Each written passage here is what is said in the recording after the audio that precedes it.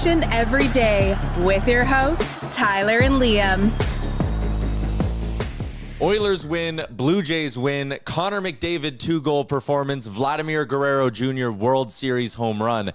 In the words of George Costanza, I think it moved. Let's get into it with the lead. It's a boner joke, Liam. The sports night had me feeling some kind of way, you know? Huh? I've decided I'm going to take the first 20 minutes off of this show and then give you everything I've got for the final 40.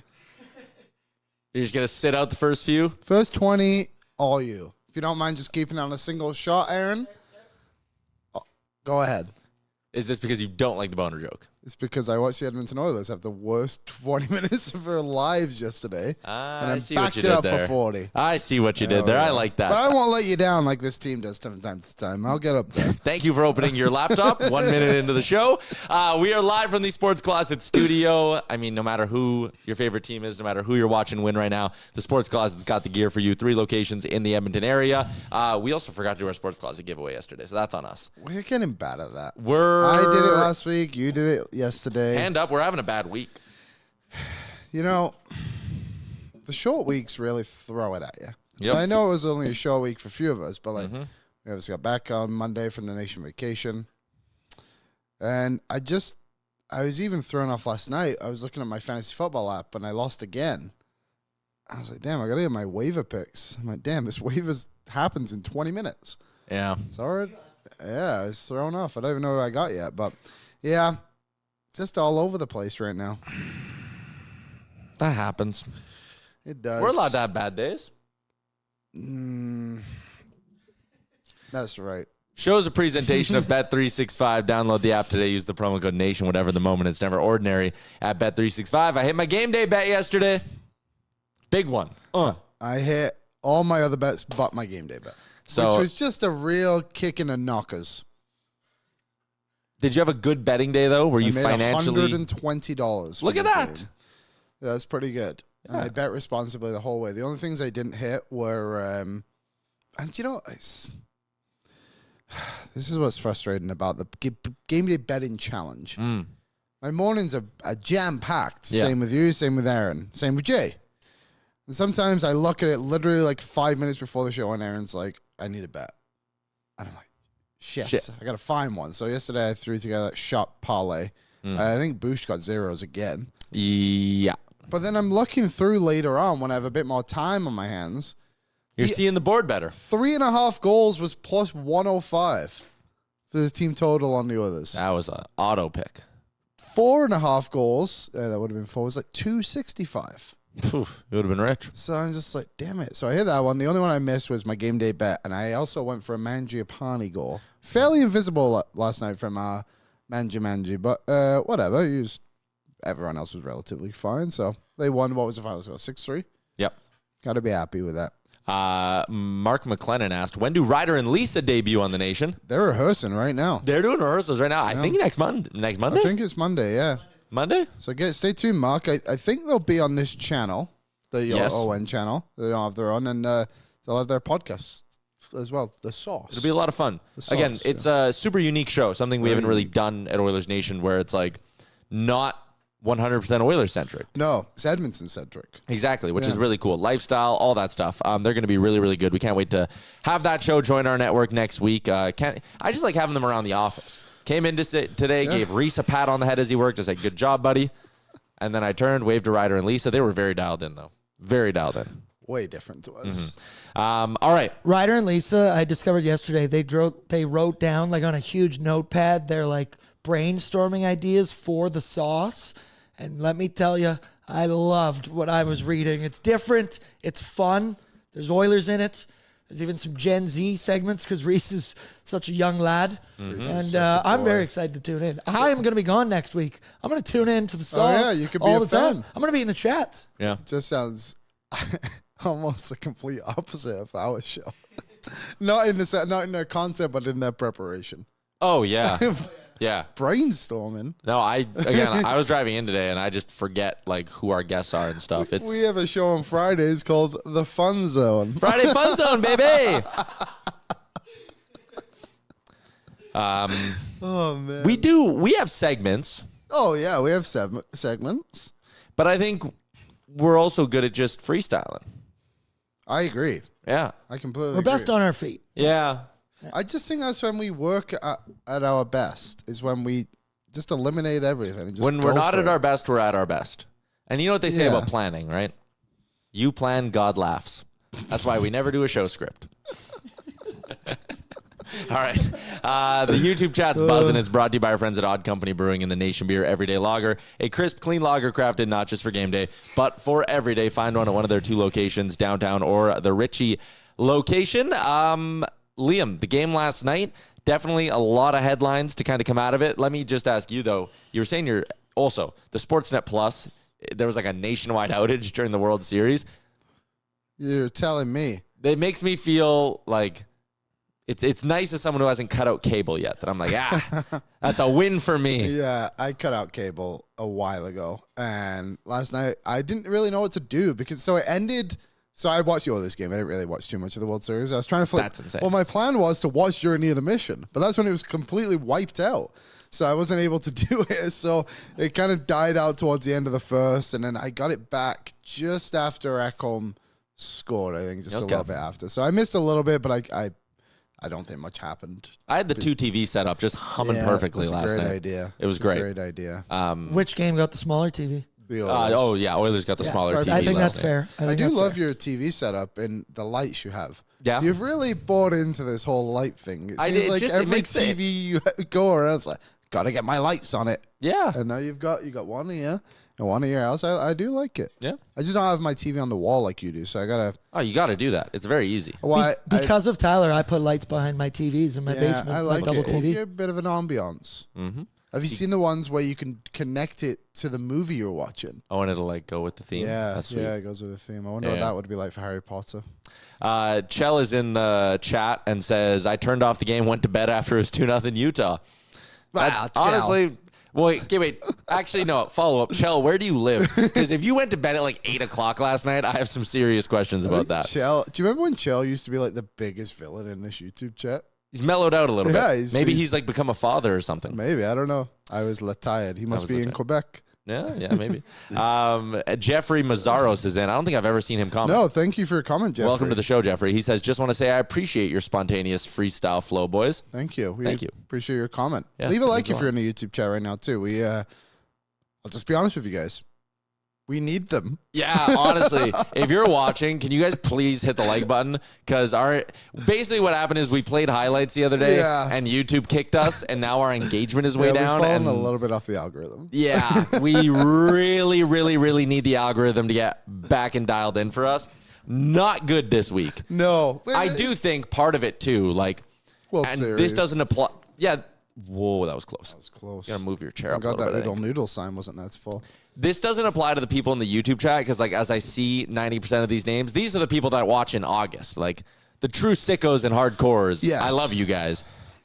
We aren't getting the casuals right now. They're all going to, like, Blue Jays today and all of that, which is totally understandable. I Last get night it. I watched the first period of the Oilers game with the sound off, and it was on my small TV.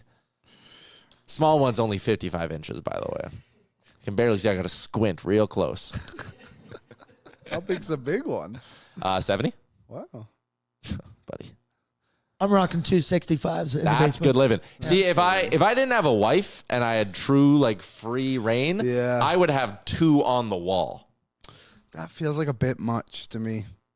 Maybe in the basement. Basement would be Yeah, good to basement do you it. could do it. I also I do think my dream, I don't know how the technology would work, but if someone in the chat knows how to do this, in my basement, I wouldn't mind, like I have my big TV, I wouldn't mind going 2 small ones on top of it. Yeah, I think that is the way. My one buddy, like if you were to imagine, let's look at this wide shot here. So that TV is like an 85, 90, something like Okay. that. And then he's got 2 and 2 stacked on the right and left that are smaller TVs that make up the size of the first one. Wow. It's electric. Oh, Yeah. that is very interesting. That is really cool. I like that. Oh, Jordan's is 75. Flex. Big guy. Robin's in. Hashtag wife talk. Hashtag wife talk. Bragger. Is 55 inch small? Because that seems pretty big to me. It's massive. Depends who Some you're people. asking. All right. Aiden's in, got 3 TVs in my living room. Perfect for sports. Again, elite. They're like The thing I do like about my setup, in the basement, I didn't mount my TV because if there is like this. If there's a day where I need it, so I usually, the 55 inch is the one I pull from my bedroom into my upstairs living room. If I need a third TV, I bring the one from downstairs upstairs too.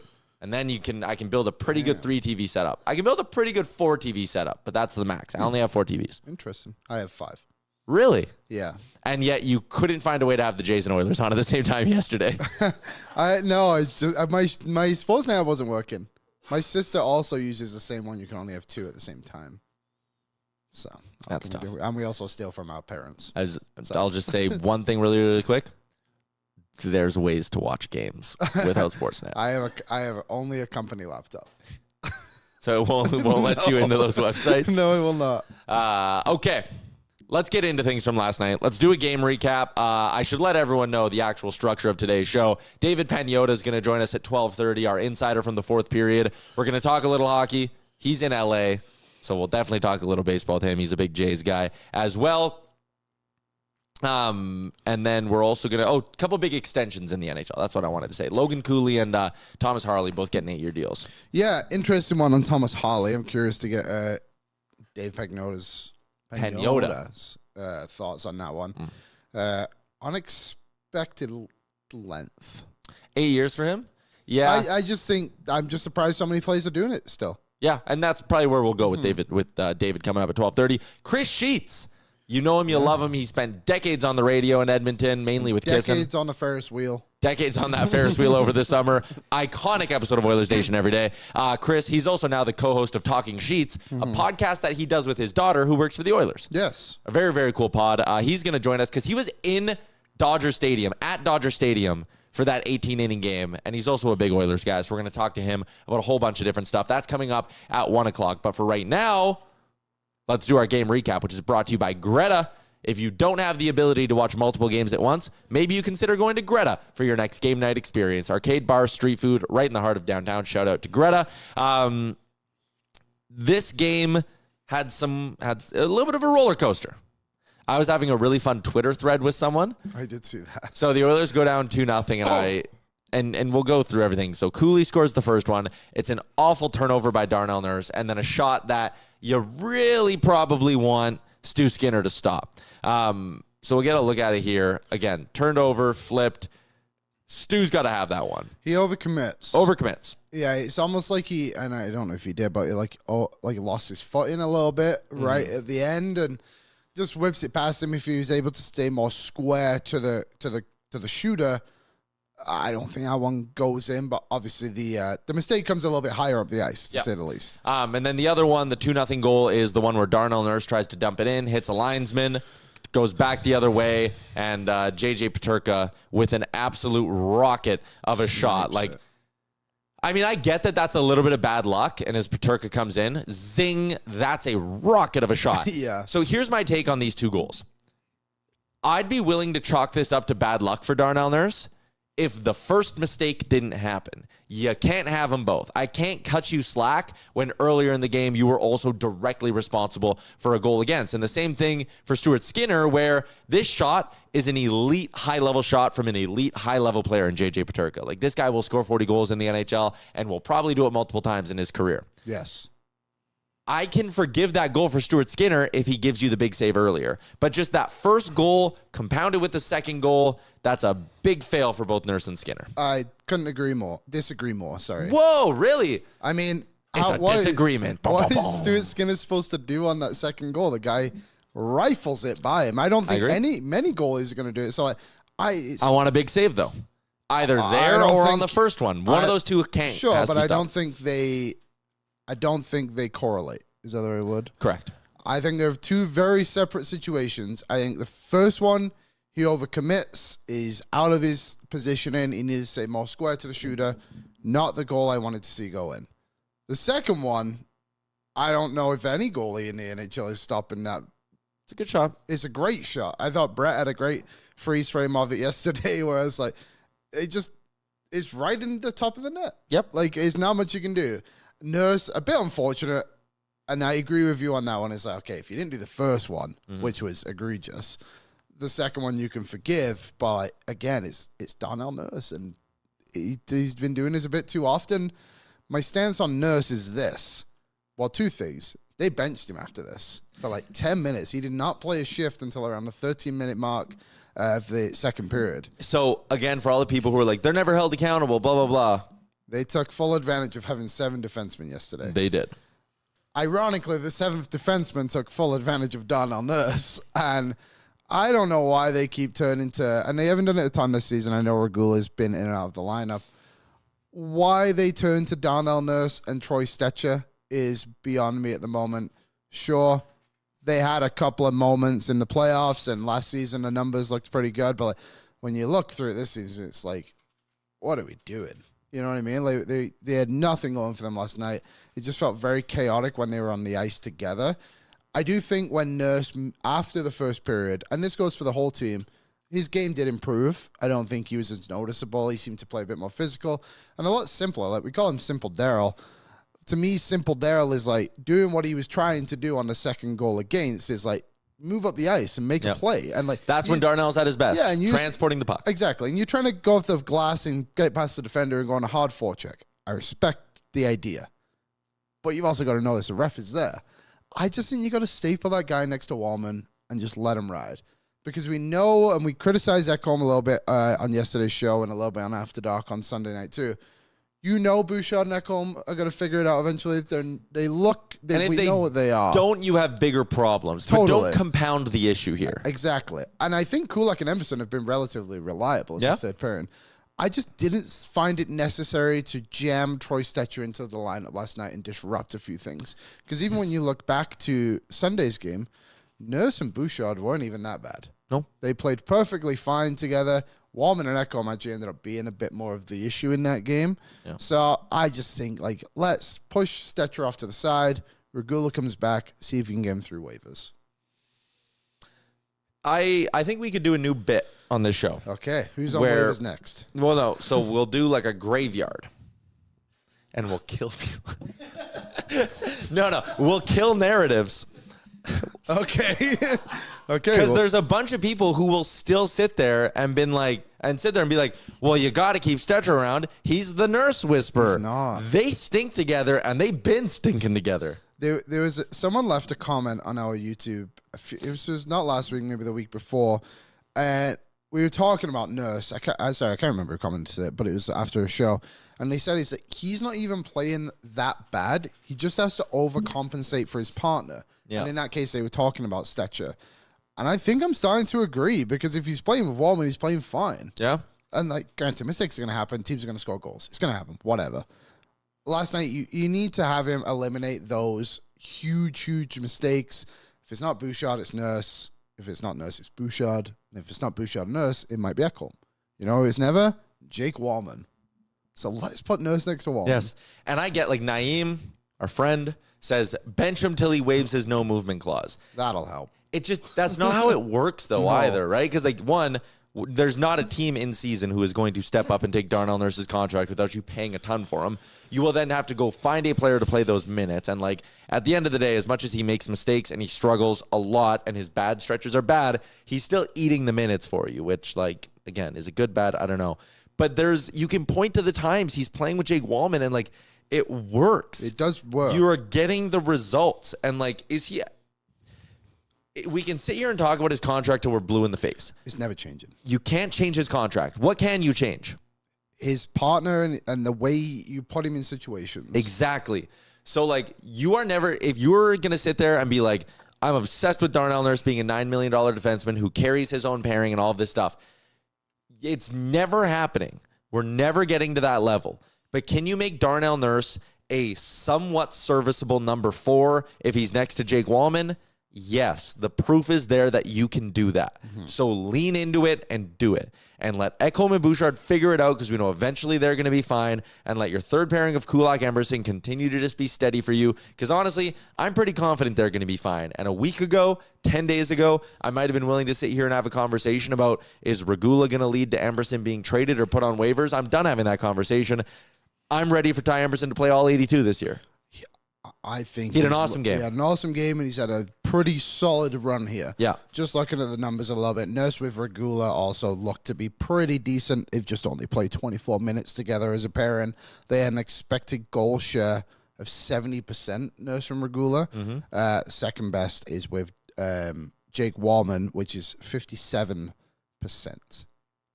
I think those numbers are good. I actually don't know. Okay. So the Oilers go into the first intermission down 2-0. They sure do. And then they got Stuart Skinner looks like on. the worst goalie in the game. Second, or as someone tweeted me, he's always the second best goalie in the game. Not always. Was he? Was he? Something major happened in the second between periods. From Ryan Rashog.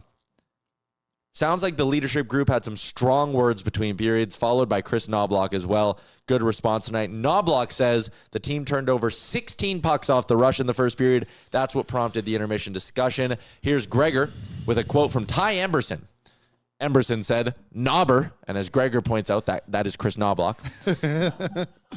Knobber came in after the first period and told us we had 16 turnovers at the blue line. Simplicity in the second period was the key. They're a good transition team, and we didn't give them as much after we got some 5v5 goals. So let's get into those 5v5 goals, because the Oilers came out after their coach yelled at them, after the star player said, "This isn't good enough."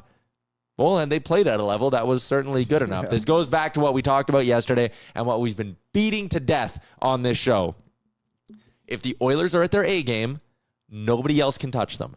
Edmonton at their best is better than every single team in the NHL. The hottest team in the NHL was in our building last night, and when the Oilers said, let's play hockey, they started to dominate the hockey game.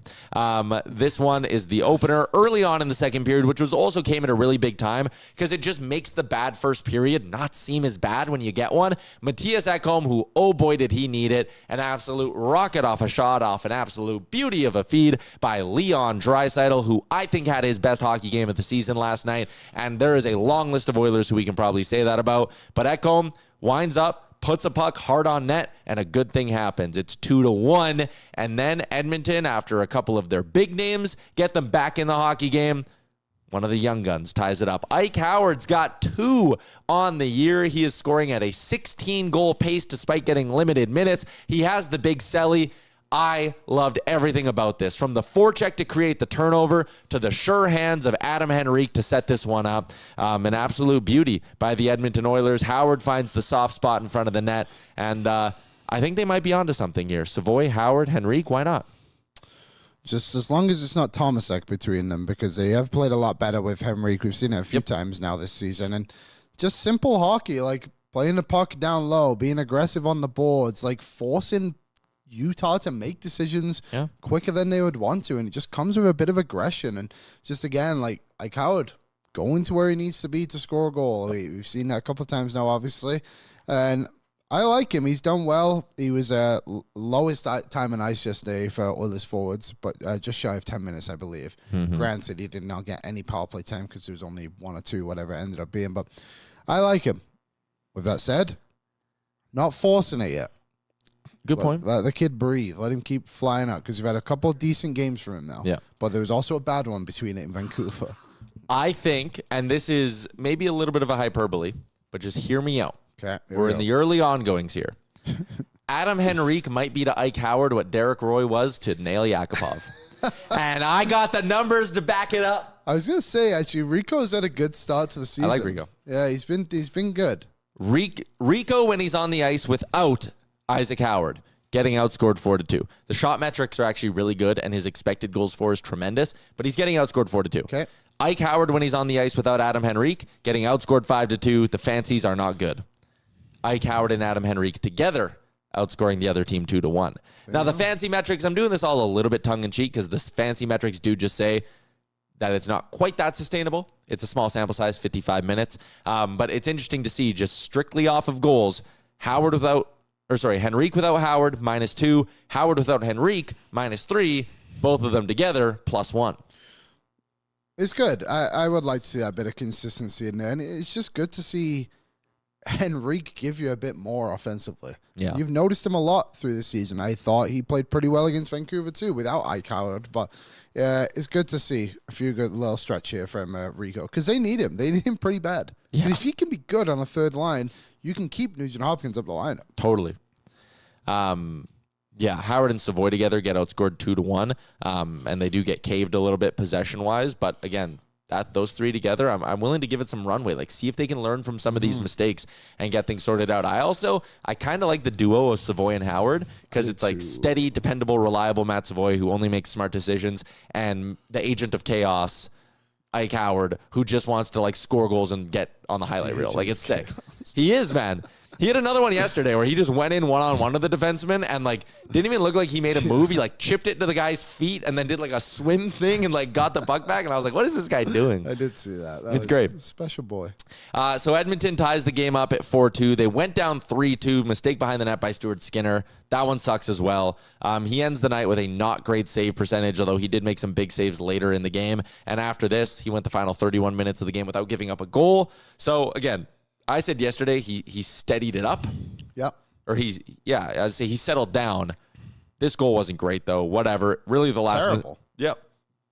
Last mistake the Oilers made, though, because they just went bang, bang, bang to end the second period. They score 3 goals in a span of 4 minutes and 23 seconds.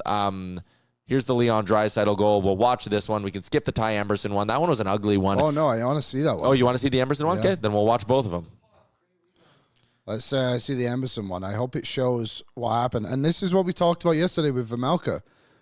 You can, once you get the puck going from one end to the other, one side of the ice to the other, he ain't catching it. He ain't getting it. Liam's goalie scouting reports on a 2-game heater? Not bad. Woo! Not bad. Call him Dustin Schwartz, baby. Hey. Oh. Here's the Emberson goal. The Emberson one, I'm pretty sure this is the right one. It is. Great play by Trent Frederick. Yep. To keep that play down there, put him under a bit of pressure. It allows him to get the puck moving again, and it comes out, get a shot on net. Emberson, great job getting down the wall as well, get to that back door and just tap it in. And to me, it just shows a couple of guys who are starting to find their game a little bit. And I know it's been a while for Trent Frederick, and someone put in the chat, like, do we have 8 more years of this guy? It's like, okay, but like, notice these subtle plays. It's not always about the box score with him. And he also makes $3.8 million. Yeah, it's not a lot of money. Again, at the end of the day, that'll just be fourth line money one day. It will be. If he can make subtle plays like that result in goals in a fourth line role, like that's what your depth guys are supposed to do, right? Like play hard and try to get some breaks. Yeah. So also, Emberson's shot was awesome. Yeah, really good play. And hopefully Emberson can keep climbing because he's under pressure. He's kept Stetcher out the lineup. Now, how do you keep Regula out the lineup if you're Ty Emberson? That goal is also a great reminder that like the worst offensive players in the NHL are still just like the most mind-boggling talented hockey players ever. Because that's like a rebound coming out, back foot, shitty angle, and he still finds it. Like really good. Anyways, Emberson, then McDavid again. These 3 goals were like all identical, which is crazy. Yeah, well, but really nice subtle play as well from Nugent Hopkins. Yeah, and then Nurse as well. Throw pucks on net. Good things happen. But we'll watch the Oilers kind of get set up here. McDavid spins off, shoves it, bang, bang.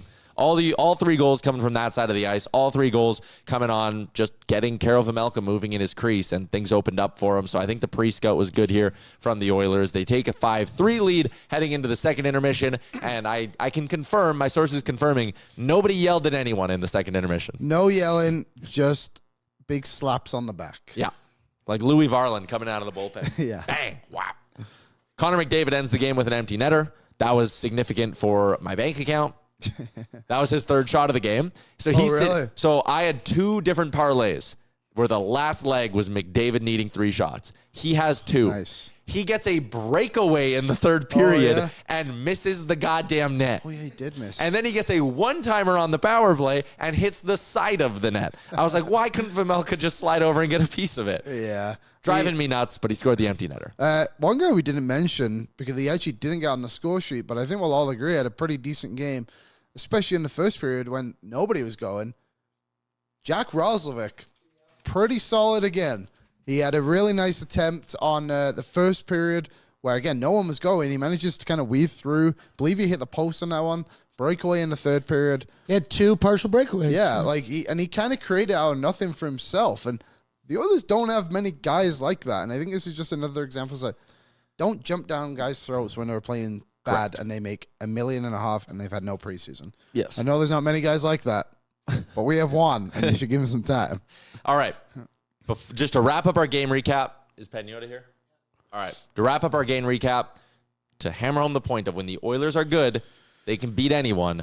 the list of players who I think had good games last night. Rico, 2-point performance, looked great with the kids. Draisaitl, best game of the year. Connor McDavid, no longer on pace for 8 goals this season. Significant development. On for 10. Yeah. Ike Howard, nose for the net, timely goal, even though he didn't play a ton. Nuge, good plays. Trent Frederick, forecheck. He didn't get a point, but we're giving him like an honorary point. Yeah, the fourth assist. Fourth assist goes to Trent Frederick on that goal. Matt Savoy was awesome. Jack Roslovic finishes +1, plays 18 minutes, has 4 shots on goal. His best full game as an Edmonton Oiler, coming off a third period in Vancouver. That was his best period as an Oiler. Yeah, we've gone down 75% of the forwards, and we can legitimately say they all made positive contributions. And on the blue line, Bouchard, 3 apples, Ekholm with a big goal, Ty Emberson's best game of the year. Very, very solid stuff. Jake Wallman had 2 points. He was good again. I do think he's a little banged up. He looks slow. Yeah. So, again, you go through 75% of your forwards and 66% of your defensemen all had standout games. Tremendous stuff. Who got the Jeans Award last night? Do you only do it when they lose? No, but I don't think we actually gave out any jeans last night. Shohei Ohtani. That's who got the jeans. Sorry. Straight up. Yeah. Anyone can get it. Anyone can get it. Anyone can get it. It is not exclusive to Oilers games. All right. On that note, let's get out to the Star Mechanical guest line. It's Edmonton's #1 plumbing and heating company. You can find out more by visiting them online at starmechanical.ca. Residential, commercial, 24/7 emergency service. They do it all. They do it well at Star Mechanical. As we head out to Los Angeles, California, and bring in David Pagnotta, our insider from the 4th period. How do you feel about Shohei Ohtani? I'm feeling better today. Yeah. You know, I'll take that. That was tough for everybody. I mean, but this guy's a freaking superstar. Like, he's probably the best baseball player of all time. Let's be real. With what he's capable of pulling off offensively, pitching, I mean, he's a cheat code. And I mean, whatever. Big pressure cooker moment. You have at this point, you're just walking him. Yeah, I agree with that. I think he's entering the conversation, like, with everything he's doing. The record he now has of, like, reaching base 9 times in a game, that's probably never going to be touched. I mean, the record he had last round in the CS against Milwaukee where he hit the 3 home runs, like, he might be entering that echelon of, like, Tiger Woods, Wayne Gretzky. Like, Shohei Ohtani isn't just like the best baseball player of all time. He might be, like, undoubtedly the best player of his sport. That 3 home run solo shot performance with 10 Ks in 6 1/3 innings. Yeah. I mean, holy shit. That's I don't even know how to comprehend that. That's incredible. Just to jack 3 homers alone in a playoff game is remarkable. The fact that he did it while pitching in the game is just ridiculous. And I am very, very happy we beat him yesterday. I don't know what the hell's going to happen today, but it's going back to Toronto regardless. So I'm jacked across the board for this one. That was my big thing too. The whole series, as everyone and all the pundits did their, Dodgers in 4, Dodgers in 5 kind of thing. I was like, if this series gets back to Toronto, that was goal number 1 for me, and they did it. But you're going to be in attendance tonight, Game 5? Yeah. I'm heading out to the game tonight. We have some pretty sweet seats, so I'm kind of jacked for it. I'm on the Dodgers side, I think, where my seats are. So that should be entertaining, as I will not be fully decked out in Jays gear, but I will be repping our team. All right. I love it. Let's talk a little hockey here. We got some extension news over the last 24 hours across the NHL. I'll start with Logan Cooley because I think you want to talk more about Thomas Harley. Sure. From the Cooley perspective, like, we had Cole Bagley on from Utah yesterday, one of their reporters, and we were kind of all in agreement that, like, he's only 21 years old. Does it make sense for him to sign a long-term deal? Should he go the Matthews route where you bridge it and then, hey, in 4 years, when the cap's $130 million, like, maybe Logan Cooley's a $15, $16, $17 million player? Were you surprised they found a common ground here and a number that would have Cooley agree to sign for 8 seasons? Yes and no, because the way that it was trending, and we had his agent on the rundown last week, or 2 weeks ago, actually, Brian Bartlett, with IRF, and he told us that they're contemplating both. They're open to short-term / kind of midterm type deal, which would probably be like 4 years before getting to the UFA status, and then going full-term after that, which at that point would be max 7 years.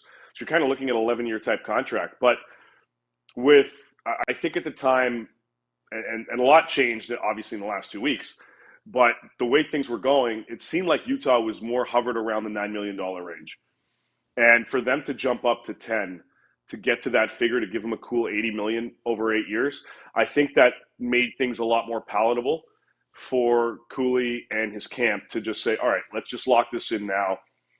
Security is a big thing for a lot of guys, but in 8 years, he's going to be what, 29? Yeah. Like, he's still going to be able to cash in, on another jacked up contract. So I think they were comfortable with that. Now this contract, by the way, they agreed to terms on this a few days ago. It took a few days to kind of just cross the T's, dot the I's kind of thing. The Mammoth were also on the road, so they didn't want to, have to rush anything. But I mean, and kudos to them and to his camp for keeping a lid on it. But they were pretty comfortable right after the weekend in locking this up. They finished everything last night and announced it this morning. But it seemed like in the last, 7 to 10 days, including those few days where they already agreed to terms, it seemed like things really just picked up. They just got down to it and just nailed it out. Thomas Harley also signed yesterday. What was it? Yep. 10.587 or something ended up being. I was surprised to see it was for 8 years. I'm still not able to wrap my head around fully why some players are signing for that long. Well, and he's different than Cooley because, like you said, I like your point, Pagnotta, about how Cooley's going to get another big ticket. This is going to kick in when he's 25, which means it expires when he's 33. Like, this is Thomas Harley's big ticket. Yeah, I'm a little surprised as well, but I think from because he's a few years older than Cooley, you get into that weird, awkward territory of where that comfort zone is in terms of term. Because you don't want him, from Dallas's perspective, you don't want to do a 4 or 5 year deal because then he's still in his prime and he's UFA potential. And then from the player side of things, it's, again, taking in that security and, well, shit, what happens if I bust out my knee in 4 years or something like that? I'm not going to be able to cash in on a big ticket item after the fact. So, again, there's give and take on both sides, and this is just exclusive to these two guys. This happens across the board. But I think it was more lock into security now with and this is another deal that in the last week or so really intensified, and they hammered this out. But both get term, but both in different circumstances because Cooley's going to cash in big time again. Again, all things considered, and hopefully everybody's healthy. Whereas Harley, we'll see how the league kind of evolves in the next 8 years. Some guys are starting to play a little bit longer and older, I guess.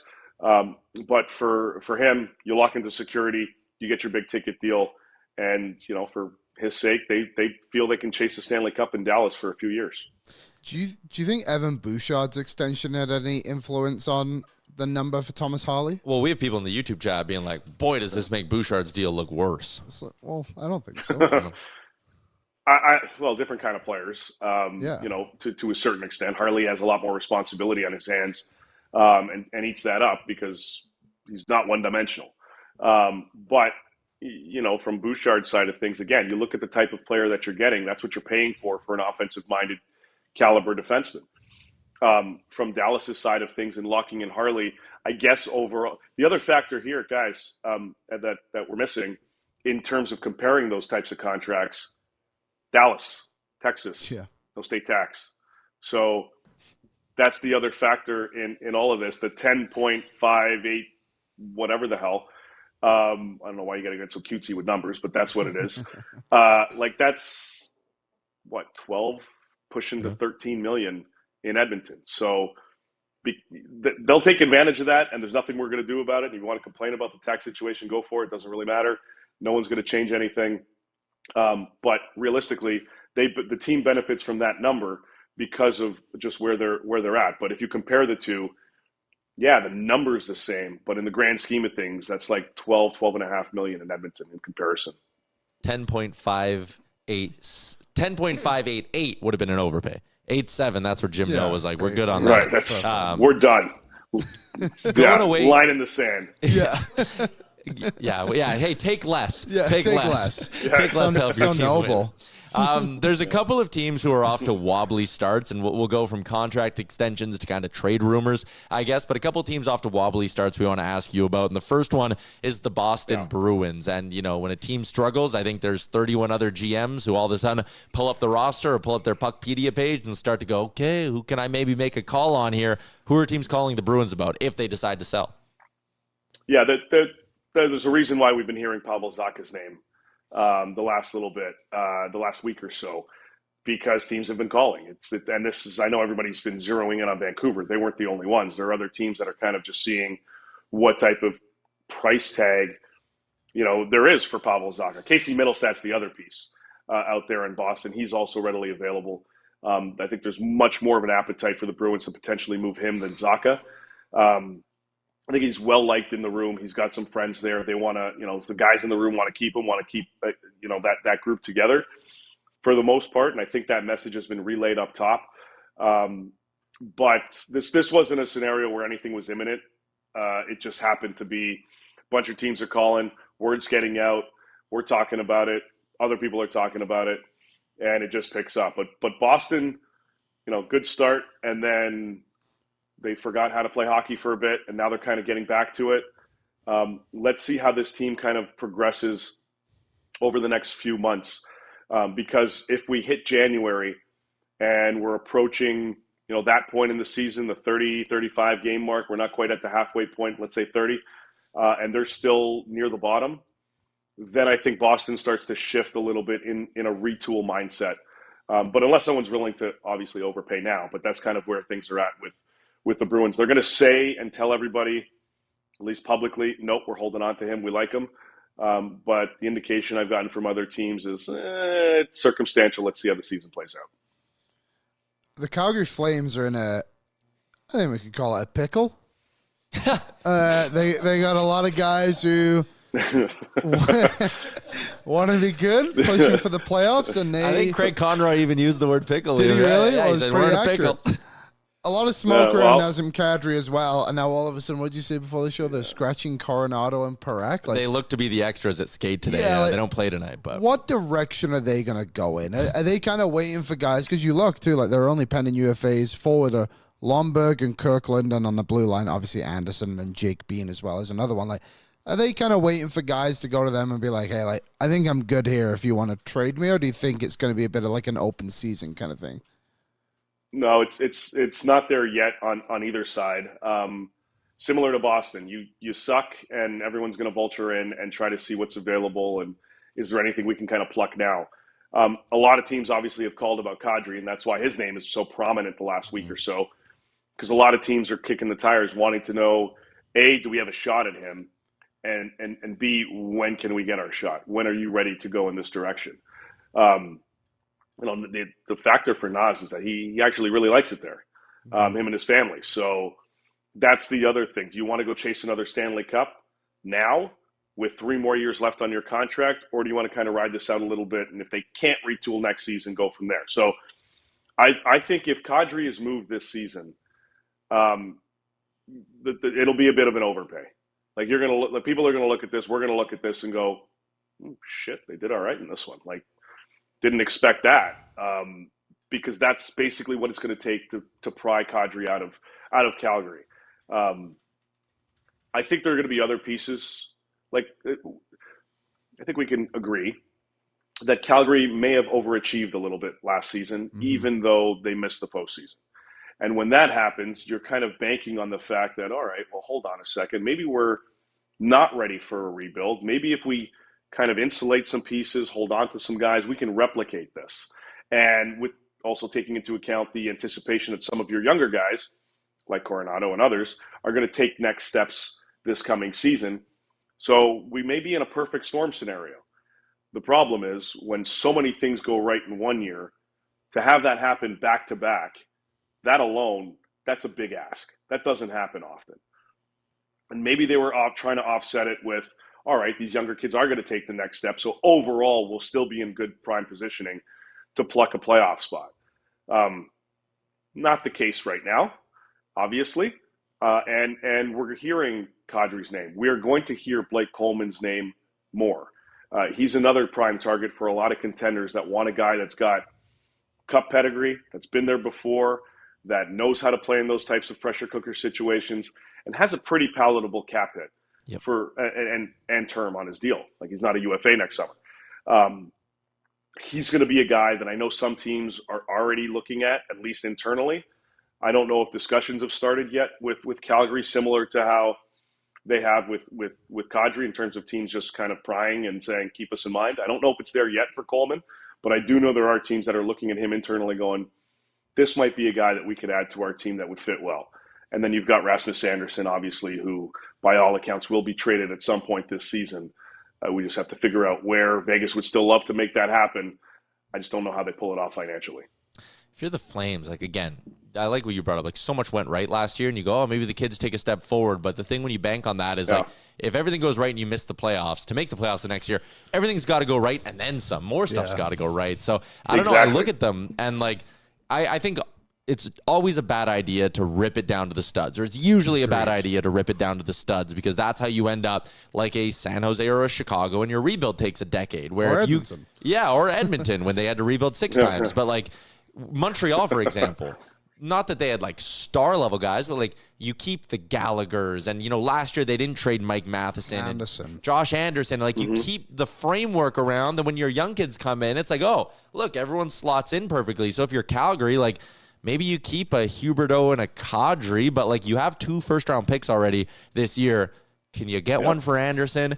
Could you get one for Coleman, who's got 2 years? And then, like, this doesn't have to be a 3-year process. They could hypothetically rack up 4 first-rounders in this next draft, and, like, maybe we're talking a year and a half from now that they're just like Montreal. Yeah, and they're high on their kids. Like, right now, they're obviously Coronado's in the tough love block, or whatever the hell they're doing with him at the moment. But whatever it takes to light a fire under some of these guys. So, you know, I get it. You're in a tough predicament, so you've got to do this with some of your guys. But I agree with you. I don't think they need to go through a full teardown, but I think they waited a little bit too long to start a retool-esque type of movement. Like, I like what they did last season by making that deal with Philly, and you bring in Frost, you bring in Farabee. I think they want to do that again, and it's obviously no secret they're still in the market for a 2C, and somebody that can kind of stabilize their top 6. But I mean, you don't have to rip this apart. So you have to work about this strategically. And that's why I look at guys like Coleman being a prime target, because you could probably strike while the iron's hot, because that caliber player isn't usually that readily available. Excuse me. And you're going to get a good return. You're going to get a quality return for a guy like Coleman, who also, by the way, he's got no trade protection. I think it's a 10-team list, approved list. Yes. So he's going to have some say.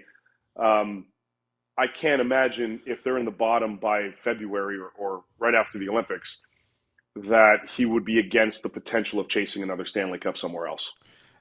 Is there any possibility that Edmonton and Calgary could be trade partners? And I know that maybe seems outlandish for some, but, like, it's only a couple of years ago they traded 2 players to Vancouver in the same division as Calgary, that is. Yeah. Calgary, yeah. So yeah, is there a possibility? Oh, with term, though? I don't know. I guess anything's possible. Yeah. But I would be pretty damn surprised if something like, are you referring to Coleman? Yeah. Yeah, because Mangiapane and Coleman, when Mangiapane's 35-goal season, the guy on the other wing was Blake Coleman. Good observation. Brian Windhorst. Like, there are some correlations there, certainly. I mean, that's the caliber player, if I'm the Oilers, that I'm looking for. Yeah. I mean, you're going to have to pay a bit of a higher premium than other teams outside of the division and outside of the province if you want to pull that off. And I don't know if that's necessarily something that Bowman's going to explore and is willing to do, but that caliber player, if I'm Bowman and the Oilers, that's absolutely the type of guy that I'm looking at this season. Yeah, 5-on-5 scorer who can be disruptive. It makes sense. David, enjoy Game 5 tonight. Hopefully it's a Blue Jays win, and we'll chat with you again next week. That'd be great. All right, boys. Peace. See ya. Do you know the worst part about having Blake Coleman? If he did become an Oiler, unfortunately, he kicks the puck into the net so often. It'd be throwback to Game 5, 2022. Yeah, and then the Oilers end up winning that series, actually, in overtime for Calgary fans. Didn't Janmark beat his ass, too? Yeah, Mark did beat his ass. Maybe we don't want Blake Coleman. Or maybe we do. Maybe we trade Janmark for Coleman. There we go. I was hoping you'd come to that conclusion. I'm your Huckleberry dropped in a comment and said, keep the baseball talk going, even though it's a hockey channel. I don't know what's going to happen tonight. Yesterday, I was a little bit more down in the dumps. I was like, man, 2-2 series. You just lost a heartbreaker. George Springer's not playing. Like, oh, man, Ohtani's on the mound. I was feeling a little down about that baseball game. Fair Tonight, enough. you've beaten Blake Snell already and gotten to him a little bit. And my only prediction, the only thing that I feel very strongly about in my blood, In my plums. That's what I wanted to say, and I wasn't sure if I wanted to go there. They will not lose Game 6 on Friday. I'm so confident in it. They will not lose Game 6 on Friday. Okay. If they're down 3-2, they'll force Game 7. I don't know what would happen in Game 7. The Dodgers would have a pretty big edge considering how deep their rotation is. If they win tonight, put the champagne on ice on Friday. They're going to win Game 6 no matter what. I feel that. Do I trust Savage? Absolutely. Someone earlier was like, who's the Blue Jays' best pitcher? It's the rookie. Trey Savage is their best pitcher. I mean, Kevin Gausman, I probably shouldn't disrespect him here, but like in terms of take over, dominate the game ability, it's Trey Savage all the time. So just to swing this back a little bit, something people talking about in the chat. Do you think Thomas Harley's a lock for the Olympic team? The way people talk about him is if like he is up there with the McCaws and all those guys on this team. I don't know if he's a lock. Like, I'm not saying he's out of the question by any means, but at the end of the day, he didn't make the Four Nations roster. He was basically just the one guy that didn't go on vacation. But he played well. He did play well. He played well. He earned some trust there. 100%. And I think Pete DuBois is still the coach on this team, despite not having a job in the NHL. But again, like, and I know we all look at Bouchard and think, like, what the hell has he been doing this season? And I agree with you all.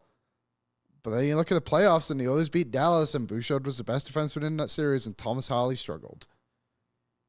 That's all I'm saying. By that logic, though, Stu Skinner should be in the Olympic team. I think he could be in the conversation more and more because Montembeault has been horrendous. Yep. Jordan Binnington, who I think is probably a lock, has struggled as well, but he also struggled going into it last season. Yeah. And who was the other fella? Aiden Hill, he's still out, he's think, injured. Right? So not going to hold against him. I think he's a good goalie. I don't know. Like, I just think he's not as much of a lock. I'm trying to think of the six off the top of my head, but like, it's interesting. Maybe if like a guy like Sanheim falls out, for example, then no Canadian-born defenseman has played more minutes this season, time on ice per game, than Travis Sanheim. Really, he's not a bad player. To be honest, he was just a very surprising name to see on that roster. I think like you have to remember that like they're not just. They can't pick a bunch of power play guys. You need some penalty killers. You need someone with some muscle. They're playing on NHL ice. It's not Olympic ice. Sounds like Evan Bouchard. Well, I almost think Bouchard would be better on the bigger ice. Sorry, I meant my comment before you said the ice. But yeah, I mean, maybe, sure. So, like, I think the interesting decisions for Team Canada, like, who are your locks? McCarr's a lock. Morrissey's a lock. Which I agree, Morrissey should be on this team, but it's also so ironic. They're like, how can we take all these power play guys because we have McCarr? Morrissey's a good PK guy, though. I agree. Bouchard plays penalty kill. Like, I think he should be, and I'm not saying Morrissey shouldn't be on his team. I'm not trying to discredit you, but it's just like the conversation is just ironic. And here's where I'm curious. Like, do they take Devon Taves again or Devon Taves to play with McCarr? Probably. Do they take both Parayko and Sanheim? That's a big question for me. I think Parayko is going. You think they like Parayko enough? I just think, yeah, I do. I don't know. I don't know if I would personally take him. I mean, it's him on Sanheim, very similar style. That's what I mean. So, like, do they take both Parayko and Sanheim? Do they take Drew Doughty? Do they take Matthew Schaefer? Well, and like they have another debate and we don't need to do this today because like it's a good. It was just brought up. I know it's a good topic to have like for an off day, but like, do they want Matthew Schaefer to get that experience as like put him on as your 7th D? Like, I think they might see more value in bringing a Schaefer over a Bouchard, which is crazy, but like. No, I 100% don't think that's out of the question. Who do they see more value in having on that team? Macklin Celebrini or Anthony Cirelli? Mark Scheifele or Macklin Celebrini? Should be Celebrini. Who do they see more value in having on that team? Connor Bedard or, I don't know, insert the bottom six winger here? Travis Konechny. Yeah. Yeah. Probably Bedard, right? It's interesting. It's very interesting. Yeah. Cale McCarr and Devon Taves currently lead the league in plus minus. Correct. But Devon Taves, 1 point on the season. Canadian-born That's insane. Canadian-born defenseman sorted by plus minus. McCarr, Taves, Morrissey, Parker Wotherspoon. Who would you rather have, Parker Wotherspoon or Nikita Kucherov? Did you ever see that? Parker Wotherspoon was the pick Calgary took ahead of Kucherov. Maybe tough. 1 or 2 or something like that. That's tough. We do have another guest joining us at the top of the hour, but for now, let's get to what's trending. Brought to you by, Liam, this is an exciting one.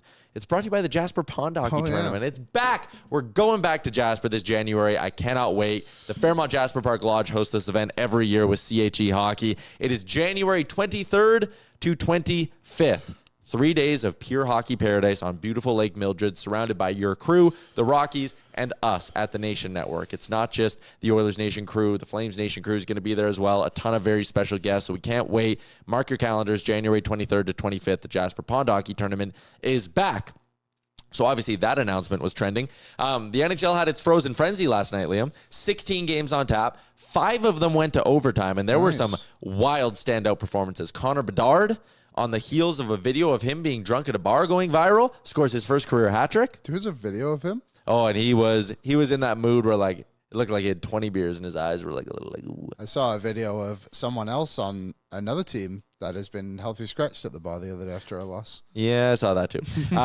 But anyways, Connor Bedard, I saw a very funny tweet where he's like, Connor Bedard just went through an experience that every 20-year-old man goes through, being way too hungover at your job and being surprisingly good at it. I thought that was good. But he got his first career hat trick. He's scoring at a 48-goal pace. He's had a good start to the season. That Chicago team is underrated, I would say. They're a lot better. These young teams are so hard to judge because you got San Jose, who I think everyone knew they weren't going to be very good, but thought they were going to be a little bit improved. Had a terrible start to the season. And Chicago have been fairly consistent. Yeah. Fairly consistent. Cole Caulfield scored another overtime winner yesterday. Wasn't it like his 11th in his career or something? 11th career, sets the franchise record for the Habs. 8.6% of his career goals are overtime winners. I'd rather have Broberg. Oh, that's so nasty, man. I love to, in overtime, we see this with our beloved Edmonton Oilers. Sometimes guys get, way too selfless, and they're like, oh, you got to pass it into the net and, wait till you get a clean look. I love that he was like, how about I walk around everybody and then just bank it off the goalie? Again, I think a lot of guys would have taken this behind the net and been like, I got to set it up and slow down. Playing with pace in 3-on-3 overtime is a lost art, I feel like. Could this be Ike Howard one day? Probably not. I don't think he quite skates as well, but he's got the same mentality. He does. So a lowercase version, maybe. He doesn't skate as well, and I don't think his shot is quite as good, but I do think you're right. Maybe some similar characteristics and a stylistic kind of play. Yeah. And, who knows? Cole Caulfield, his first season in the NHL was 23 goals in 67 games. Pretty good. Yeah, it's pretty good. I'd rather have Broberg. What a dumb... That shit pisses me off so much. We have to do my Stuart Skinner quality start meter at some point. What are you doing? Because that's trending. That is trending, currently trending in the YouTube chat. And the chat voted for a so-so performance. That's surprising. I would have been thumbs down. I think I was so-so too, to be honest. Aaron, if you want to pull it up there. So-so for Stuart Skinner against Utah. I did have him as a down. But I think he made some decent saves down the stretch. The Oilers didn't lose the game from his mistake. I don't know. It wasn't great. It could have probably been bad, to be honest. It was one of those that was probably more of a sideways, but slightly down, but not fully down. It's at 4 o'clock. Or if you go the other way, it's at 6 o'clock. Sure. Yeah. Tyler and Liam learned clocks. Yeah. 4 o'clock seems fair, but still... a decent start to the season for him. What's that? 3 thumbs up, 2 thumbs down, 2 sideways. Yeah. So if you missed this whole thought exercise, Liam is sick of the save percentage stat. It's terrible. And thinks it's not a good way to measure goalies. So instead, a more objective way to measure if a goalie's good or not is to give them a thumbs up, a thumbs down, or a thumbs sideways after every game. Exactly. He hasn't allowed more than 3 goals in a game yet this season. It's a pretty good stat. That's actually really good. Yeah, it's really solid. And he's got 3 thumbs ups. 3 thumbs up. I think he could have been credited for a couple more saves towards the end of the game, to be honest, too. But 3 thumbs up. What you don't like? You don't like it? I just think it's so funny. You should add different elements, like a pat on the back. Just some. Well, we weird don't want to we make can it throw too complicated. Yeah. This is where save percentage comes into things. It's just a bad step. Because then it's going to turn into your QB ranking list where there's like 9 things we can give Stuart Skinner. Yeah, we just need 3. I think it's pretty simple. I think we can all agree. Good, bad, and fine. Last you thing, would have gone bad. Sorry, you would have. I think I would have gone bad. Okay. I think so was fair. I want one more thing in what's trending, then we'll get to our second guest. Ticket prices for Game 6. I'm on fansfirst.ca, which usually has like the cheapest tickets. Get-in price for Game 6 on Friday in Toronto, $1,445 a ticket. That is your get-in price. On Friday? On Friday. But it's Halloween. Ooh. These prices are spooky. That's going to be a pain in the ass, isn't it? Why? Wow. Trying to waste a game. Ding dong, trick or treat. You go run downstairs. Happened last year. The Oilers played Nashville. I missed Pod Colson's fight. I was at the door giving out candy. Usually, though, in Edmonton, because it gets dark so late, trick-or-treaters are usually done by 6. At least in my neighborhood, because it's only like little kids. Yeah, your neighborhood's ginormous. I know, yeah. So anyways, get-in price for the Jays on Friday, $14,450, but that's general admission, meaning you don't get a seat. You have to walk around the stadium and like find somewhere to watch it. Oh, really? Yeah, you got to stand. You get standing rooms. Like, there's the bars in the outfield. You got to like hope. And when I went the other day for Game 7, like those bars are 5 people deep. Like you're like poking your head around looking. Jeez Louise. The cheapest ticket, if you want to actually have your behind in a seat, $1,699. That gets you row 12, section 534, way up in left field. Yeah, I don't make that kind of money. No. If you want to sit in the lower bowl, get-in price is $2,900. Crazy stuff from the Jays, but it's been an all-time instant classic World Series. So we're going to talk a little bit of baseball. We'll talk a little bit of hockey, as well as we welcome in our friend Chris Sheets to the Star Mechanical guest line, Edmonton's #1 plumbing and heating company. It's a double Star Mechanical day. Residential, commercial, 24/7 emergency service. They do it all. They do it well at Star Mechanical. Chris Sheets, you know him and love him from our Ferris wheel episode, joins us now, and he's wearing a hat that I've been trying to find for like a full week now. I can't find it anywhere. It's sweet. I love those lids, Chris. United Sport and Cycle, probably gone. I'm assuming when I was there, it was like trying to get a pumpkin pie at Costco. It was busy around the Blue Jays stuff, I tell you that, at that time, and that was last week.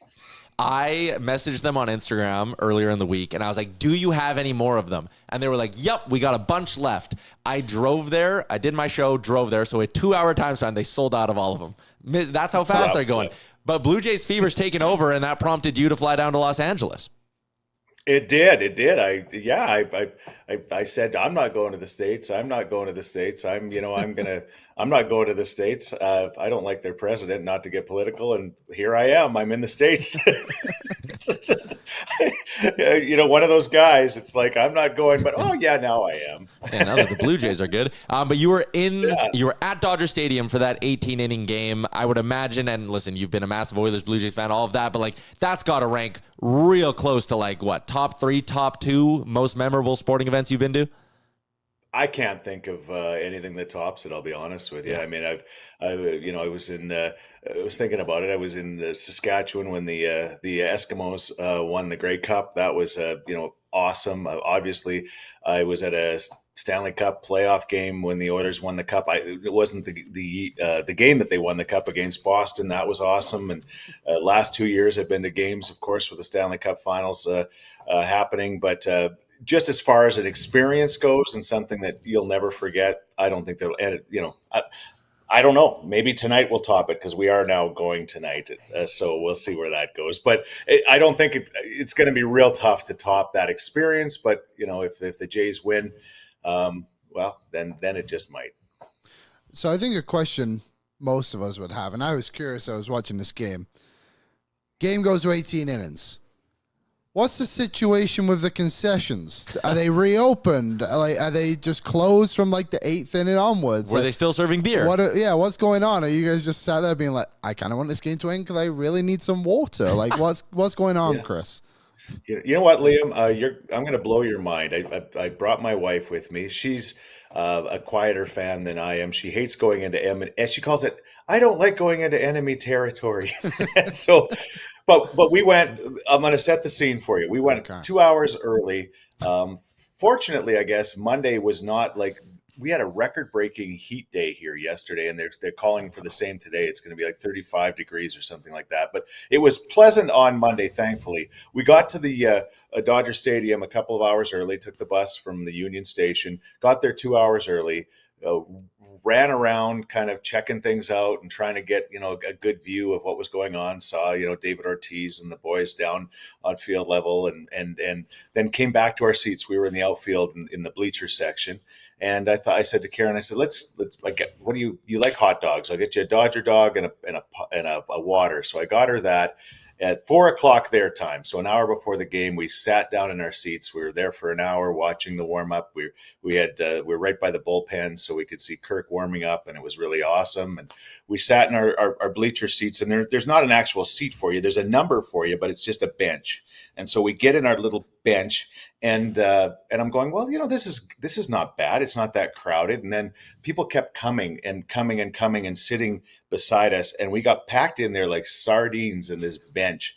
And by the time the game starts, we are in there so tight that I'm a fair sized guy. Okay, I'm definitely severely obese, and I literally have to put my arm around my wife and the person beside me to like sit comfortably in our seats. That's how tight we are. So the game starts, and we're not going anywhere. And I'm not missing a thing. There's no chance I'm missing a thing because I just don't want to, miss a thing. You want to be there when something cool happens. You think that that's a good move until you get into about the 12th inning and you haven't left. Okay. So my wife sat beside me without going pee or anything. And she's like a menopausal woman that pees a lot. I don't know if that's got anything to do with it, but she did not leave the bench for 16 innings. Whoa, 16 innings. My wife sat beside me. When she finally left, I told all these Dodger fans around me, I said, give this woman a hand. She is a hero among us. And she went to the bathroom, but I never left. So I literally stayed in the exact same place for 7.5 hours. It was crazy. It was nutty. And she never got anything else to drink or eat. And I never, so I don't know, long story answer, Liam, I don't know what happened with the concessions, but a lot of the Dodger fans around us kept coming back with beers and they were getting pretty much hammered. So I assume they were still serving stuff. It's kind of funny the way the universe works and things kind of line up, but you sitting on that Ferris wheel for 55 hours or whatever, that ended up being like amazing training. Like what 8 hours in a seat at a stadium with a ball game in front of you? Who cares? That was no big deal. That was just a warm up. Exactly. That's crazy. It was crazy. The fans were fun, but they were, and they were talking about it on television last night. They have high expectations for this team, and they should. I mean, they're the greatest team ever bought, and they've got this incredible lineup. And so, in the game that we went to, the Jays ended up having that 4-2 lead, and they were like sad, upset. When they were riding high, they were making me high five them, and I was whatever. I'm just like, hey, we're in enemy territory. Okay, I'll high five you. Ha ha ha ha ha. But when the Jays got that 4-2 lead, there was nobody high fiving me. They were not happy. So it'll be interesting to see the mood tonight because they have extremely high expectations for this team. They did not. Well, let's face it. I mean, we've just learned a lot of the names of our team, let alone these guys going, who is this? Who's this? This Ernie guy you're talking about, and Lucas, they can't understand it, but I think it's starting to make sense to them about how incredibly scrappy and how this team they just play you till they tire your pitchers out, right? Yeah, and to get like real nerdy baseball here for a bit, like what makes this opportunity so cool as a Blue Jays fan, like any trip to the World, I've never seen one obviously in my life. I mean, all I have is the 2015, 2016 years, and like that's it in terms of playoff success as a Blue Jays fan. And I'm someone who watches, 140 to 150 games a year, but like to have them make the World Series and be presented with this opportunity where you're not just going up against like another scrap. It's not like the Cardinals went on a miracle run and like you're playing the Cardinals or whatever. You're playing a super team, a team that's already going down in the history books, and you have a chance to beat them. And now you've already pushed them further than any pundit south of the border was willing to give you credit for. It's such a unique opportunity to, like, this would be a all-time historic World Series win. Absolutely, it would, and I agree with you about the baseball angle too, Tyler. The fact that I bet you I watched 150 of the games this year, or portions of them, right? So you're so invested as a baseball fan to the team that when you get to this point, and I was watching last night. We didn't go to the game, so we watched the Fox coverage of it, and they're on Ohtani like crazy, and they should be. He's probably going to go down in history as one of the greatest, if not the greatest athlete of all time. But they're just on him and talking about him all game, and I'm like, is this what other fans feel like when they watch a Connor McDavid game? You know what I'm saying? Because I'm like, okay, enough about him already. I get it. He's special, but and he is special. But if the Blue Jays can beat him based on the decision that he made, and whatever, I get it. It's 34 degrees here today. I mean, I understand why he made the decision he made in some respects, but it would be an absolutely incredible thing. And the fact that they're Canada's team, and it just all really lines up to being so special. We're fighting through this a little bit right now. Me more specifically, I guess. But as we watch, as we watch the Oilers go through just a relatively miserable October as they do, there are some people who are angry about it, like they have been in years past. There are people like me. I'm having a tough time caring about anything Oilers right now when the Blue Jays stakes are so high, and like the Jays game's going on, the Oilers are down 2-0 to Utah, and I'm like, I don't care. Are you having similar like Oilers fatigue where you like almost forget they're playing because it's just all Jays? I can't believe it, but I told Karen yesterday the Oilers are playing, and I knew that because my daughter works for the team. That was the only reason I knew. And then I said, I have no idea who they're playing. And the last time that would have happened in my life would have been in 1978, like before the Oilers were in the league. Like I had no idea who they were playing last night, and I was like, oh, the Mammoth. Well, how are they doing? And then I'm like, oh, they're like one of the best teams in the league. I had no idea. Like for me to lose focus of that, this is pretty crazy. Like because honestly, all that normally ever matters to me is who the Oilers are playing next. Yeah. Well, then we can just catch you up on everything really, really quick. They're outside of a playoff spot. They're 5-4-2, so just 5 wins in 11 games. Connor McDavid's up to 3 goals after last night, though. That's pretty good. And we haven't seen Zach Hyman yet this season. And the goaltending still kind of sucks. So there you go. Stuart Skinner's getting thumbs up from Liam. I know that. Yes. That's how we're reviewing it now. I want to say a couple of things that tie hockey and baseball in. When you're at a game like we were at Dodger Stadium, the NHL has, and I mentioned this on our podcast yesterday, the NHL's got to get goal songs for these players. Like these walk-up songs for the batters, the songs that they play for the pitchers and things like that are just, they take the whole experience to the next level when it comes to baseball. And I think that they should be doing goal songs and finding ways to incorporate that into the NHL. I don't know what the goal songs would be for the different players, but when Ohtani comes up, he's got like the Michael Bublé song, I Feel Good. And every time it starts, it's like the place goes crazy. We get all nervous because he's coming up to bat. And I know it's different in hockey, but I think that they should do that because it would be a great thing. Yeah, it is kind of cool. Like my favorite thing that's become a part of baseball over the last 4 or 5 years is the closer entrances are nuts. Like when I was in Game 7 and the Jays are 3 outs away from winning the World Series and they do Jeff Hoffman, lights turn off, everyone pulls out their phones, and it's like this weird Kid Cudi song and everyone kind of hums along to it, and he walks out and he's tall and lanky, so he's got like that little strut to him. Like it is really, really cool. And the Ohtani thing too, like you hear the first chord of his song if you're a Dodger fan and you just start going nuts. Oh, it's crazy. And and they do that now for not just the closers, but all the pitchers that come in, and somehow they turn all the lights off and the big spotlights are all kind of going around the whole place. I'm so old. I remember when they turned those spotlights off in arenas, it took them 15 minutes to fire back up. Like that's changed. If they turned the lights off, they were off and halfway through the first period. So yeah, so the technology has changed, but yeah, I'm glad to hear. I know the Oilers are, half jokingly, I know the Oilers are doing well. They're probably also worried about the Blue Jays right now. Once the World Series gets done, they'll start locking it down. But it sounds like last night they had a good second period. I kind of had it on, but then the stream stopped, which was a big deal, I guess, for a bunch of people for baseball and hockey. And the Oilers will be. They'll be fine. They'll figure it out. And it's so hard after the last 2 years to get excited in October when we know what June is like.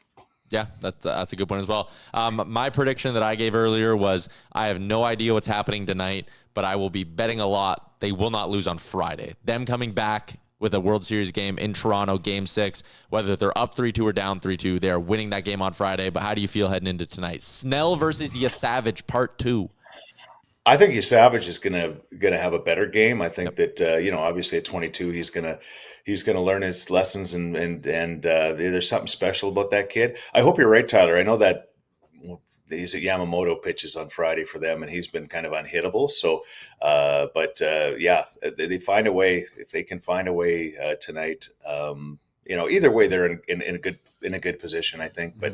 But I think they're gonna find a way to win tonight because. Okay, well, I'll just say really quickly, the whole focus for the Dodgers was not just to win the World Series, but was to win it at home. Like I could tell, that's all they wanted to do. They had Jason Bateman and Sean Hayes from the Smartless podcast that came before the first game there, and then they said, "All right, everybody, we haven't won a World Series at home in 35 years or 40 years or whatever it was." He says, "We're going to win tonight, we're going to win tomorrow night, and we're going to win the night after that." And I'm thinking, why are you saying that? You're putting so much pressure on your team. This is ridiculous. But that was the thing. They didn't just want to win the World Series. They wanted to win it at home. Now that they can't win it at home, I honestly think that the Blue Jays are in the driver's seat again tonight. So because the fans are going to be on them, they wanted to win it at home, and go Jays, go. All right, Chris, appreciate you popping on, co-host of the Talking Sheets podcast, and you got a new episode up as well with Bailey talking about your experience in LA, so we'll direct people over there, but thank you for giving us some time today. Enjoy the ball game tonight.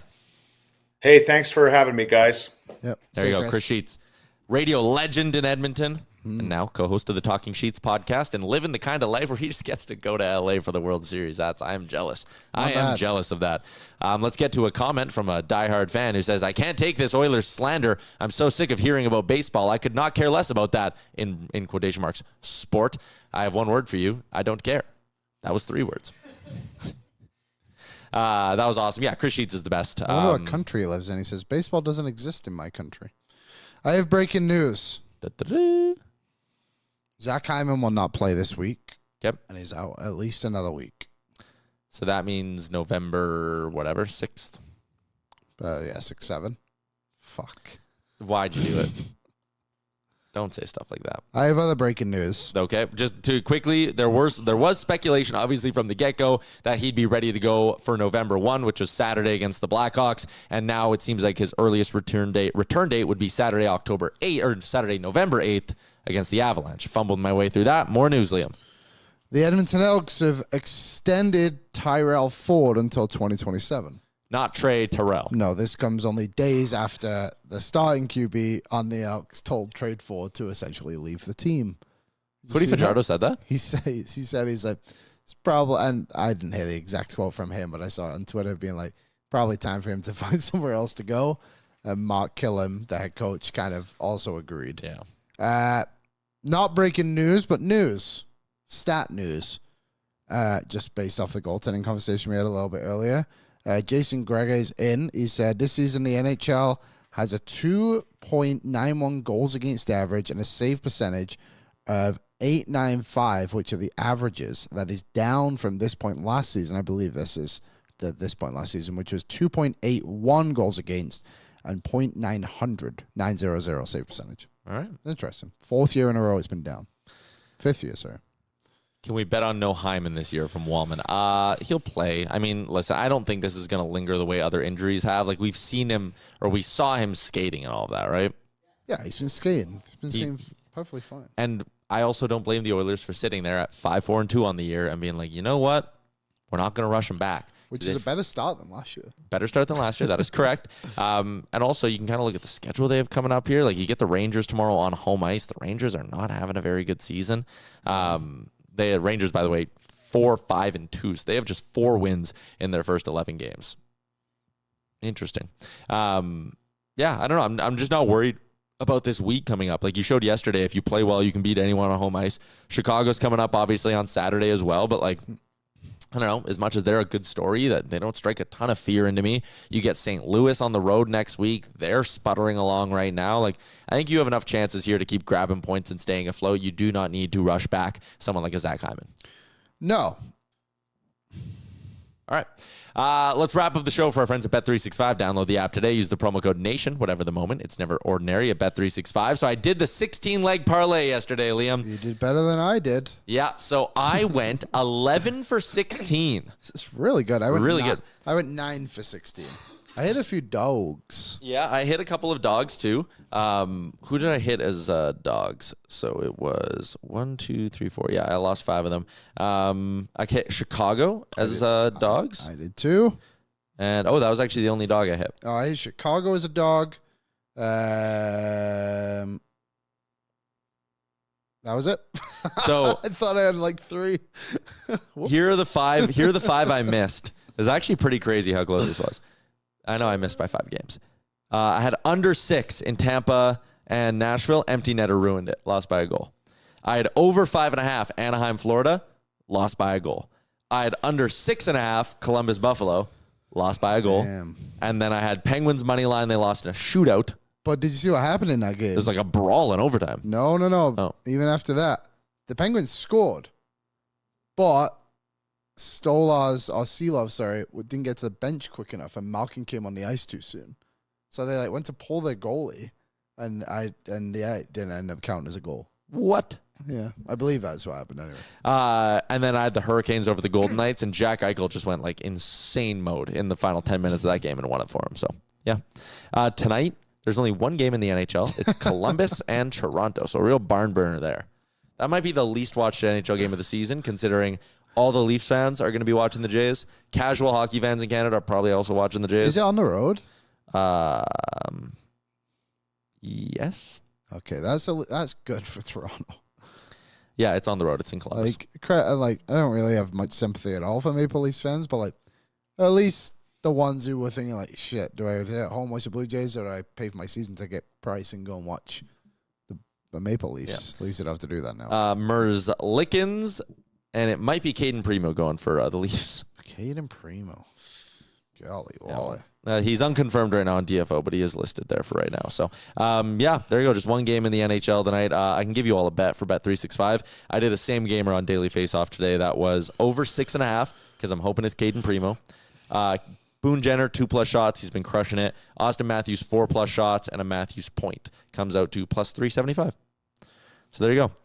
Interesting stat there from N23. Rangers still not won a game at home this season. They're 0-4-1 at home and 4-1-1 on the road. They beat the Canucks 2-1 yesterday. I think Kevin Lankinen played, did he not? I don't even know. Yes. Yeah. Had a big yawn there. Getting sleepy. Hopefully we've seen a change in the Oilers' mentality here. Yeah. I am going to buy into my theory that they were just struggling on the road. And that's fair, too. Early season road trips where you're getting other teams who are fired up at home. It was basically an 8-game road trip. Yeah, I know they came home for a game, but they came and left. Yeah, yeah, exactly. It was Aaron said east to west. He didn't say it into his mic. So yeah, it was a long way. So we'll see. Yeah, they got 2 games, obviously Rangers, and then are they at home on the weekend or on the road? Home. Okay, nice. So home to Chicago. Bit of a 2 more home games here. Win them both, and you feel so good about your season. And that's why I said don't panic. Yeah. They're fine. All goalie reviews tomorrow. Who have we got tomorrow? Probably Shesterkin. Probably Shesterkin. Yep. Can't really see a scenario where they're not starting him with rest. And Jonathan Quick, the Oilers torch him. Also, I'm pretty sure the Oilers, we'll talk about it tomorrow, but I'm pretty sure the Oilers also have Shesterkin's number. We'll go through it in my Cool. goalie review. Goalie review tomorrow. Preview. It's been good in back-to-back days. To wrap up with a little bit of World Series talk, Blue Jays underdogs to kick off this one. Give me Trey Savage's strikeout prop. I think he'll find a way to get some strikeouts going. What's that at? Sorry, 4.5? Yeah, 4.5. All right. Is his walkout song I'm a Savage? No. Damn it. That would be good. Another thing. What's his name? Shohei Ohtani. Yeah. Walking out to a Michael Bublé song. Let's figure that out. Canadian boy. Good. Good Canadian lad in Michael. Yeah. And then we got the guy who turned down Canada. Not just Toronto, Canada. Using his song. I don't care how good you're feeling, Shohei. Find something else to do. Yeah. Jays are plus 170 on the money line again today. Holy. Big dogs. We had someone in there who said you guys should start a life advice segment on the show where people can submit questions to you. I'm down. Might get sued for that I'm one. so down for that. You can, if you have something you want Liam and I's advice on that isn't sports related, you can just email me, Tyler@Oilersnation.com. Yeah, I'll do my best. Yeah, we'll try to sort it out for If you. you have one right now, throw it in the chat. We'll see if we can get it started. You can, before we'll do it totally anonymously as well. Sure, unless you put it in the chat right now, then we'll have to. Yeah, but if you email me with like a problem you're having, we'll try to solve your problem for you, and we'll do it totally anonymously. Yes. Aaron, Yes. do you have any problems or you're good? No, I'm actually chilling. Okay. I'm going on vacation next week, so That is true. I got Aaron no will not be problems. with us next week. Yeah, you're going to the Dominican during hurricane season, so Yeah. if you're a local content creator and you want to host our pre and post game show moving forward, You might be open for the rest of the season. just keep an eye on the weather app. Andrew just commented flag game 5 times. Pull up a flag, Aaron. All right. Any flag. Make it an easy one. Don't screw me on the spot here. The people did love flag game. We didn't play it enough over the summer. But the other thing too is like There's you're only too so many flags. and you're too good at it. So like it's not really much of a game. It's just Liam naming flags. Yeah, I've not really warmed up either recently. Yeah. So we'll see. I've been playing GeoGrid though a lot recently, thanks to your friend Skirk. He introduced it to me at your bachelor party. That was good. Well, this is unfair because that could be a couple of things. What do you got? It's either Monaco or Indonesia. It is one of those two. What's the difference? I think one is like slightly smaller than the other. Maybe red's on the bottom. No, What because do you red think on it the is? bottom is Poland, isn't it? I guess I'll just say Indonesia. Correct. Yeah. I think Monaco's like a little bit tighter. I don't know if I've ever stumped you. Honestly, No, you did that one time. It was Kerbat. Oh, yeah. That really threw me. I felt bad about that one. there's No, literally like no no. difference. No, you're all wrong. Caleb's the only one that gets it right. Caleb, you don't win anything, but thanks for playing along. All The right. game I started watching yesterday, The Floor. You ever watch that one? It's No. hosted by Rob Lowe. Yeah. It is a bad show. So Sounds like basically, they're doing this one for the states. How many states is 50 states? Right, of course. Should know that by now. So they have a grid of 50 people, 2 people from each state. So that would actually be a grid of 100 people. And everyone has their own specific category. And then you go up and you essentially challenge the person you're playing against from your category. So it could be anything. Like someone's was stamps. Someone else's was pet supplies. And they just go up there and they 1v1 battle on a category. In trivia. Yeah, and they just like put up like, I'll just like say it's flags. I'll throw up a flag about England. And then it like goes back and forth. And yeah, I think it's like 45 seconds. I was watching it yesterday. And I just needed something different to watch. Other than Bob's Burgers. So... and it's just like, this is so dumb. So I just wanted to get that out there. Terrible show. Yeah, I wouldn't recommend it. Maybe if you're looking for like a quick 30 minutes, Armenia. Bang. Go ahead, Ty. Too slow, Zimbabwe. I thought. Latvia. Luxembourg. Netherlands. Damn it. Luxembourg might not be a country. Denmark. Easy one. Bang. Oh, I know this one. That is Morocco. It's not. Fuck. Oh. Did you know that? Yeah, of course. South Korea. I knew that. We don't. Take that flag off. Go ahead. Oh, this one. Cameroon. No, Senegal. Fuck. I was between those two. I would pick Cameroon. Estonia. Yes. We're doing well, boys. Turkmenistan. Tyler. I'm not bad at this. No. Oh, what the hell? Nepal. And is it actually that shape? Yep. Weird. Did they not get the memo on what flags were supposed to be? I think this one's St. Vincent and whatever. Fuck, you're a machine. You're a machine, Switzerland. Bang. I can get the easy ones. Oh, Belarus. There you go. Hockey countries Yeah. again. Liam, what is it? I'm Last pretty sure one. this is Uganda. Walk us off. Uganda. Bang. All right, everybody. Tomorrow's a game day edition of the show. We should have Jeff Merrick on the program as well. So plenty of fun to be had tomorrow on Oilers Nation every day. Let's go Blue Jays. If they're up 3-2, I'm going to be in a great mood tomorrow. But enjoy your Wednesday. Enjoy the baseball game, everybody. And we'll see you tomorrow. Noon Mountain. Oil up. What's up, Nation citizens? If you enjoyed today's episode of Oilers Nation every day, make sure you hit the subscribe button here on our YouTube to not miss any of our content. We got you covered from interviews, insight, analysis, everything you need to stay up to date on everything around the team. Hit that subscribe button so you don't miss a video.